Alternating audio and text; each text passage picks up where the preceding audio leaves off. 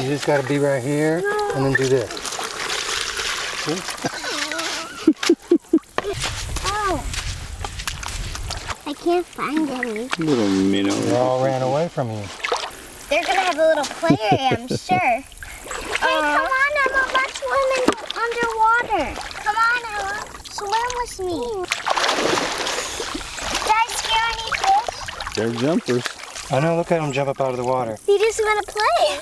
Play, escape. They're almost getting it. Dad, I caught one. Oh my gosh, this one's a real fish, not like those. Oh, there you go. Where's the fish you caught, Axel? Emma, they're all They all the look same. the same, baby. It's the one called Joe. You're naming them that, right? Here we are, still at Ocean Pond, watching the kids play at the beach. So we came through with our promise. Bringing them over to the beach. Oh, don't scare me. It's netted in, so it's really safe. They're catching little minnows, making a private aquarium.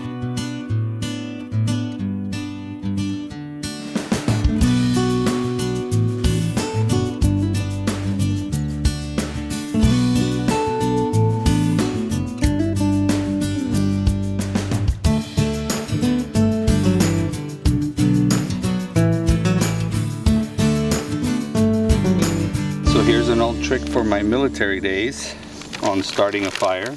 Learned it in survival school. Cotton balls soaked in Vaseline. It's a lot more inexpensive than all those little fire starter things you buy. So I just keep a bag. I buy those big bags for like $1 and a tub of Vaseline, put them inside a freezer gallon bag, put the entire tub of Vaseline in there and just lasts us for like a year, and it's good for your lips. Yeah, if you ever need moisturizer, just stick your hand in there. There, your face. If you ever need a mask. Yep. Ta-da! Well, we don't see anything yet. I know. It takes time, Mr. Impatient. Hey, I know how to build a better campfire than you. Everybody that knows how to start fires has a backseat driver somewhere.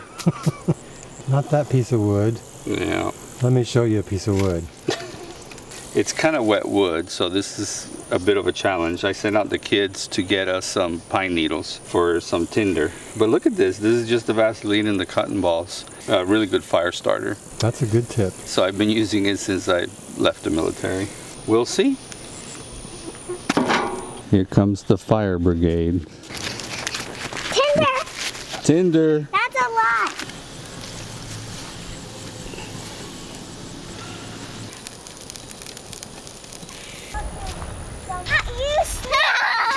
How did you sneak on us? Were you behind us the whole time? The whole time. I am always watching you. Right here.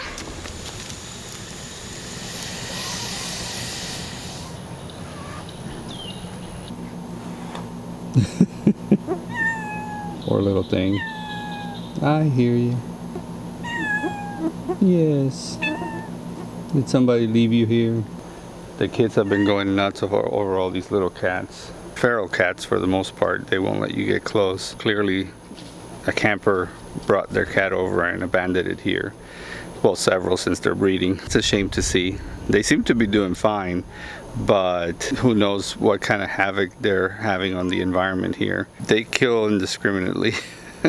When we visited Hawaii, it was such a big problem over there with feral cats killing all the native species of birds over there because they don't have that kind of predator. And the kids, of course, they're going bananas over all the little cats. They want one and they want to keep one, and we're trying to explain to them feral cats, they're like wild cats. They look just like house cats, but what is it?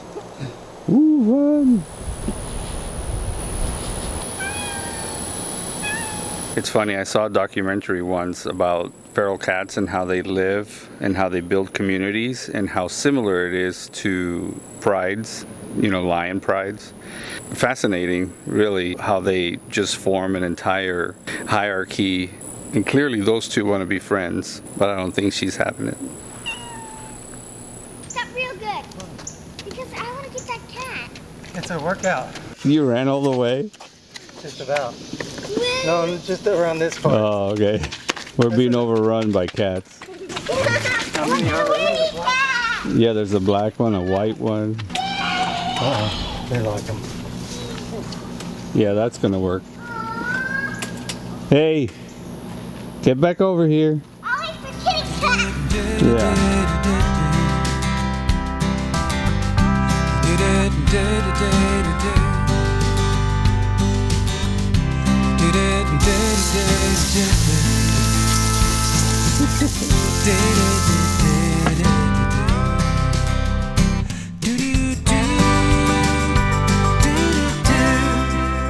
I'm digging another one of Emma's skirts.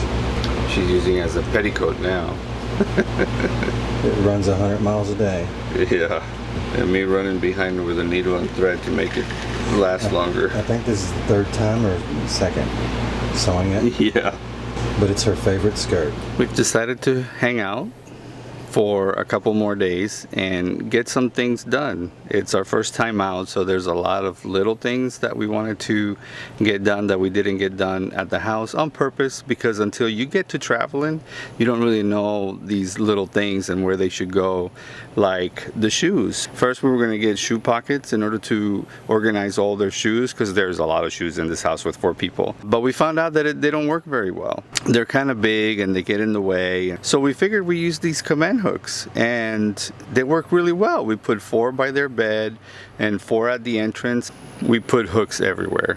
These command hooks are so useful for keys. We were stressing about where to put the keys and how to organize them, because we didn't want them against the walls, because all these walls here are aluminum, and if we put in metal keys against the walls, it was just a matter of time before they got all marked up.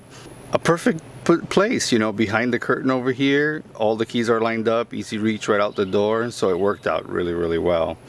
It's funny, it's the simple things in life. We also have these little stools that the kids use all over the place. You know, certain things are too high for them, or to sit down, they need a place to rest their legs, because, you know, it's uncomfortable to have your legs hanging off the side for too long a period of time. These stools were starting to get in the way, because there's like 3 stools in the house. So we figured, again, put command hooks and hook up the stools, and they're working really, really well that way as well. Another thing that, you know, it took up just too much space for the amount of fruits and vegetables that it held was our big blue bowl. We changed it around for this wooden tray. It doesn't breathe as much as I would like it to for fruits and vegetables, so we'll see how it holds up. It fits the space perfectly, and it holds just the right amount of stuff for us. I almost forgot to mention the whiteboard. They totally love it. It was kind of a challenge to hang up because it kept falling down overnight. Finally gave up and screwed it in, which we'd never do. But the board just didn't want to stay up. The comforts in the bathroom are definitely a big deal for us. Not to have to put away all these shampoos. These little caddies that they sell with command hooks are fantastic. Toothbrushes and toothpaste, you know, command hook also to the wall. They sell all these little containers that are just too fantastic, that don't make holes in the walls, and you can take them off at a later time. Big hit. I was even able to go outside and finish prepping up all of our connections and sewer and water and hoses. Again, until we start using them, we don't know exactly what we're going to need. Even those big stacks of levelers, we thought we were going to only need 1. And this spot is a little unlevel, and we ended up using both sets. So now we know that we need both sets. So all these kind of things are really helping out, you know, our comfort level. So the heat is teaching us a lot as far as what to do. Our batteries overheated, right? And so now what we're doing in order to alleviate that, more command hooks. We hung a little USB fan that we have that works on DC.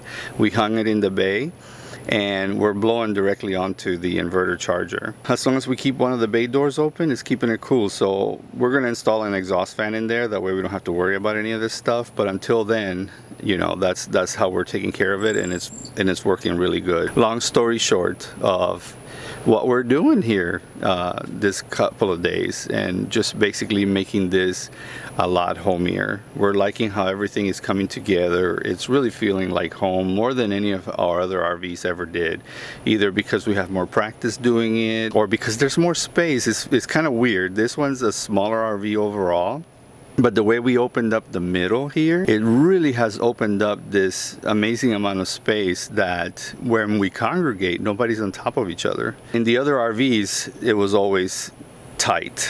You know, it was really long, really luxurious, but the hallways were narrow, the eating areas were narrow, so unless people were sitting down in their spots, it was a little tight. And this one just feels there's just a lot more space. Every square inch is kind of useful. And we finally found a space for our flowers. We were stressing we weren't going to be able to put them anywhere, and I think they work really well where they are. What do you guys think?